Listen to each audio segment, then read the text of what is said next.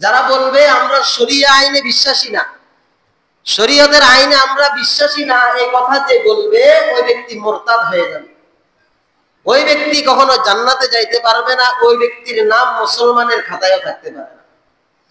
এজন্য শরীয়ত যে বিধান আমার উপর আপনার উপর অর্পণ করেছে, আপনি নামাজ পড়লেন, রোজা রাখলেন, হজ করলেন, যাকাত দিলেন, মনে করেন আপনি ওযু করতে গেলেন, ওযু করার সময় আপনি কুলি করলেন, নাকে পানি দিলেন, মুখ ধুইলেন, কান মাসে করলেন, মাথা মাসে করলেন, পাও ধোয়ার সময় আপনার বায়ু বের হয়ে গেছে, তাহলে আপনার হাত ধোয়া মুখ ধোয়া কোনো কাজে আসবে? ওযু ভেঙে গেছে। আপনার এই হাত ধোয়া মুখ ধোয়া যেমন কোনো কাজে আসবে না।